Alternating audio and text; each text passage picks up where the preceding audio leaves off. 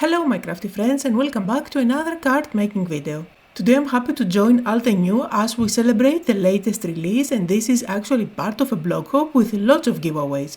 So I picked my top 3 favorite products from the release and I will share 3 cards using these products. This is the Small World stamp set. It is one of those layering stamp sets.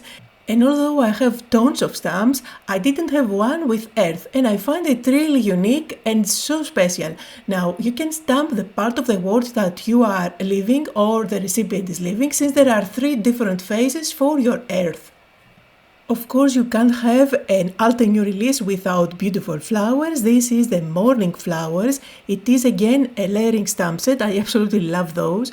And if you notice closely, you will find that it doesn't have black lines. So this is not one of those stamp sets that you color inside the lines. You do need to use your inks. And the results are absolutely gorgeous. Any color combination for your flowers will turn out just beautiful. And finally, let's move on to my third pick from this release. This is the MEADOW Reflections, and I love this one because it gives you the opportunity to use all those inked backgrounds that you have by just stamping the images with black. Here's an example of what I mean. You can have an inked background or a watercolor background, and just by stamping black on top of that, it's going to look just beautiful. You do get butterflies as well in the set, and there are matching dies just like with the rest of the products that you have seen today. So let's start with the first project, and I'm starting with the beautiful flowers. I will stamp the 3 bunch of flowers that are connected, and I decided to go with purples for today. This is the Enchanted Garden ink set. You do need just 3 ink pads for these flowers, so I'm going to omit the darkest of the inks from this set. I like to stamp each layer twice just to get a good impression. So this is the first layer where I used Wisteria ink. This is the second layer and the color of ink is Hydrangea. And it's amazing how just with the second layer you get all that detail and the flowers do look dimensional already. And finally, here is the third layer with Ultraviolet, and the fact that you don't have black lines all around is really forgiving if you don't align all the layers perfectly. And they look just stunning. Now there are tiny stamps that you can add in between those flowers to add the stems. However, it wasn't easy for me to find the right spot, so I decided to first do the die cutting. Then I can place it back inside, and I know exactly now where I'm supposed to add that extra stamp for the stem, since I have a border, and I can make sure that this fits inside the cutout. So I'm stamping the first layer for the stem, and this is Parrot ink, one of my favorites and most used green ink pads from Altenew. And then there's the second layer. For that I did use moss, and you will find that I didn't do the perfect job of aligning one of those stamps, but that's not an issue. I do have the exact same color in a marker, and I'm just going to go and fill in the caps right there.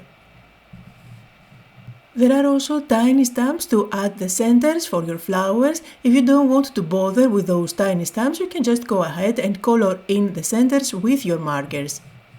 So I did the exact same techniques for stamping my leaves. For the leaves there are 3 different layers, and then I went ahead and used the matching dies to cut them out. Now for putting my card together, I'm working on a panel here that is slightly smaller than the standard card, and this is made out of vanilla cardstock. To add some interest, I did run that panel with this cover die. This is the dotted tile Debossing cover die. And I also used one of my favorite dies of all times to cut out this frame.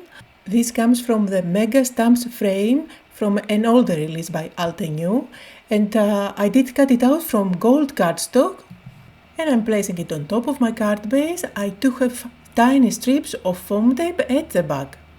And it's time to play with the flowers and the leaves, try to decide where everything is going to go, and I do have foam tape at the back of those flowers. For the leaves I'm going to combine foam tape as well as glue, so I have a little bit of dimension at the tips of the leaves. Totally optional, you can add some pearls. I went with golden ones to match the color of the frame. And it turns out that lately I cannot leave a card alone without adding a few gems or pearls. So finally I did add a sentiment, and you can see here some close-up photos. For my next card I'm going to do some inking using these three colors of Distress Oxide ink.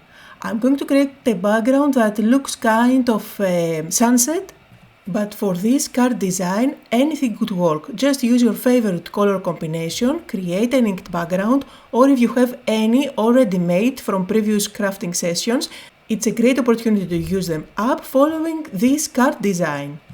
And maybe you have some backgrounds with watercoloring or even using the smoothing technique.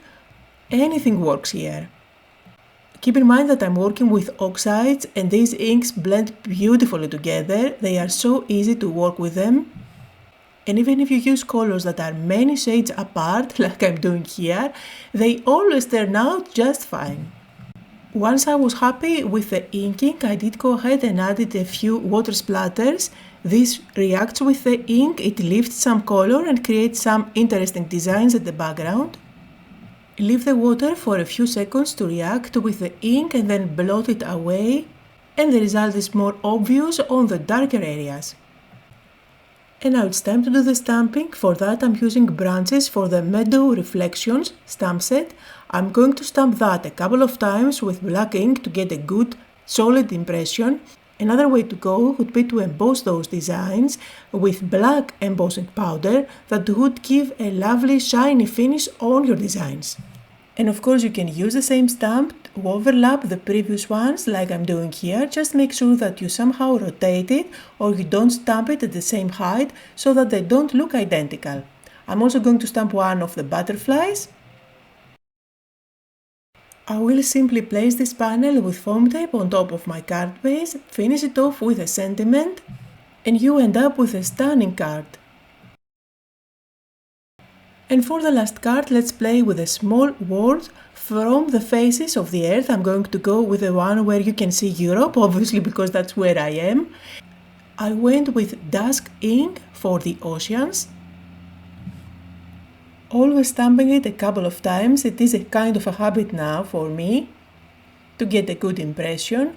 And keep in mind that Altenew inks do come quite dark at the beginning, however they will lighten up as they dry.